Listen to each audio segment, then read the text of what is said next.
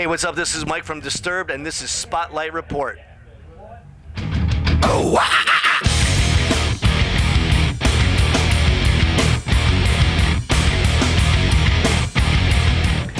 Mike, thanks a lot for your time here backstage at Knotfest Australia. So exciting to be here, mate. Thanks for having me.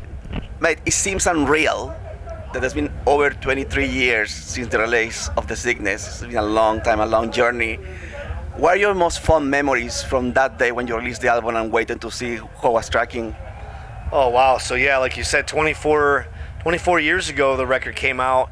On a day like today, where we're playing a major festival like this with so many of our friends, it reminds me of that year when we did our very first Ozfest, and it was a very similar situation. We were brand new, young band, nobody knew who we were, and ironically, Pantera was the co-headliner on that bill with Ozzy that year.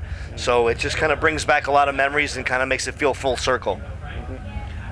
Moving to the recent release, Divisive 2022, you guys have a collaboration with one of my favorite singers, with Ann Wilson of Harder for Don't Tell Me.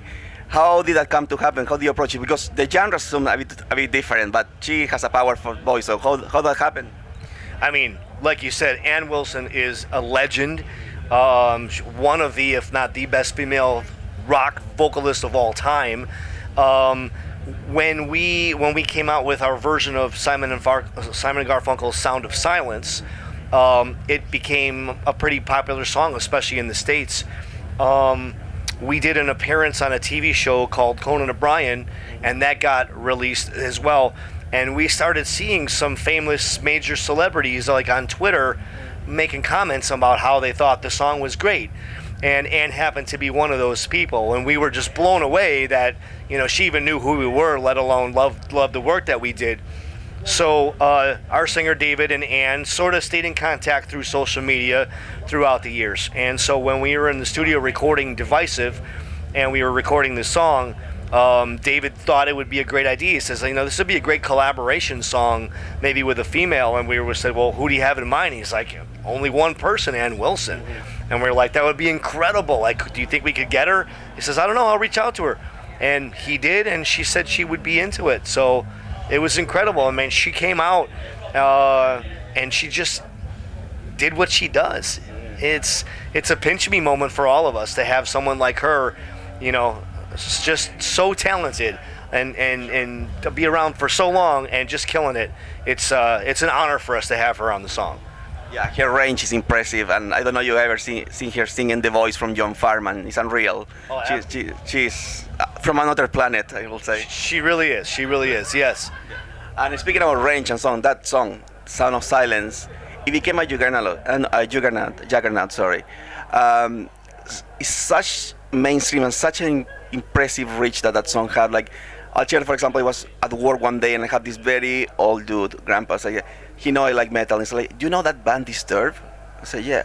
Well, I'm blown away from the Sound of Silence, and I've been listening to the albums, and I really like it. I'm talking about a 70-year-old dude, so I wonder how that makes you feel as a musician, that you have that reach.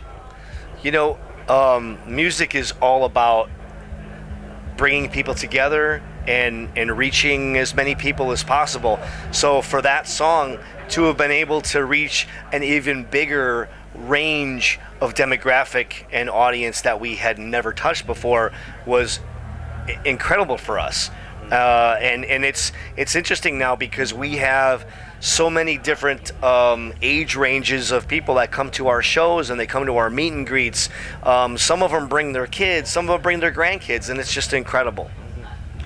I don't know if you're aware, but back in 2018 at Federation Square in Melbourne, it was a massive gathering of people, like over, 3,000 people, just to do the Down with the Sickness scream. I don't know if you ever found out about that. No, I didn't know about that. Yeah, it was a massive gathering. That's how powerful the reach of the band is. It was like, you should check it out on YouTube. It's like over 3,000, 2,000 people doing just the scream. Oh my God. It's amazing. I have to look that up. That's how meaningful you are for the Australian fans. And speaking about that, you guys are like one of the nicest band around. Like, the power messages you guys send on, say, David bringing fans on stage, celebrating happy birthday. It was one very touchy the other day with a guy who said that you guys saved their life because he was. Yes.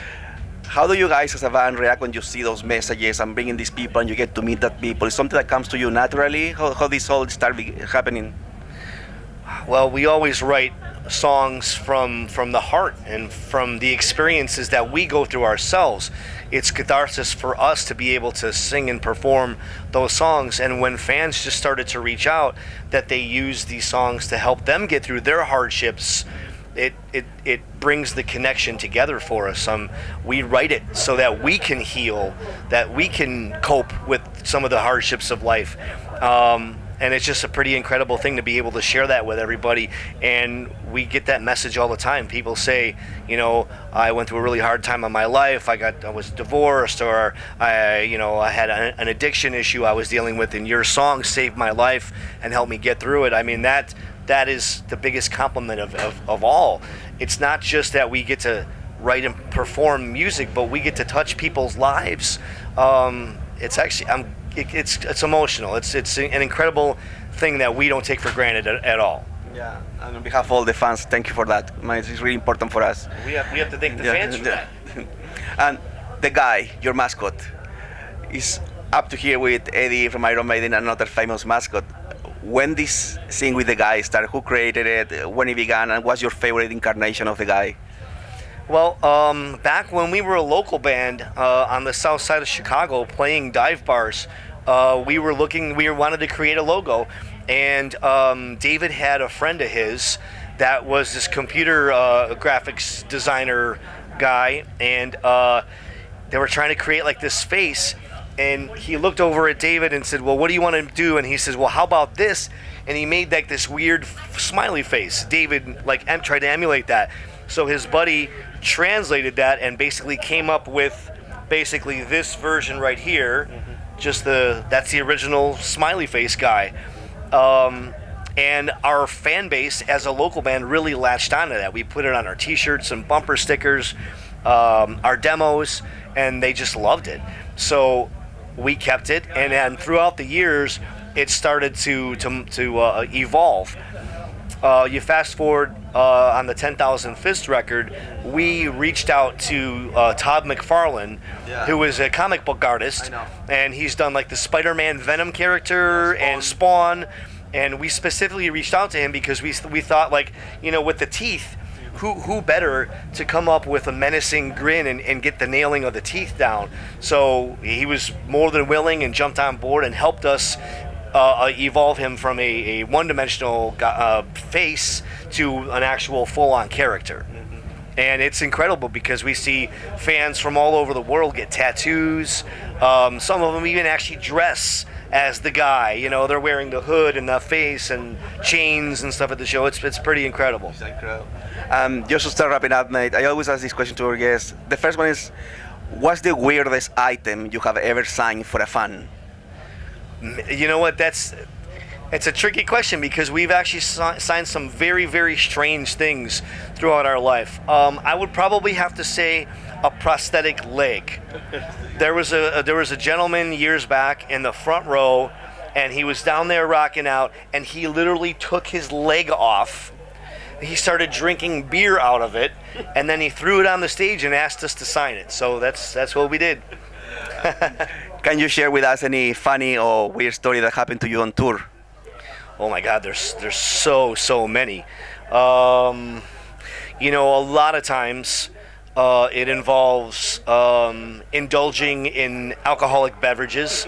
We enjoy to have a drink every once in a while, except for David when we're on the tour. And on tour, he just has to take care of his voice, so he rests, and so we drink his share. I can't think of a specific story off the top of my head. Nothing necessarily happened on this tour yet. We try to find a balance. It's hard to be away from home. We all have kids, and the way that we see it is when we leave our kids behind, we're out there and we're on a mission. We're there to meet our fans and to play the best show we can. So when it comes to performing, that's the number one priority. But there's a lot of downtime in between. And so we like to have fun and we like to entertain ourselves. So we like to enjoy, some good wine, especially here in Australia. spirits, and we like to just have a good time. Also like to go out and have good dinners at some nice restaurants and stuff. Yeah. So Okay, mate. Thanks so much for your time. It's been a total pleasure to meet you. And again, on behalf of all the fans, thanks for what you do for everyone. Yeah, thank you for having me. I appreciate thank it. you.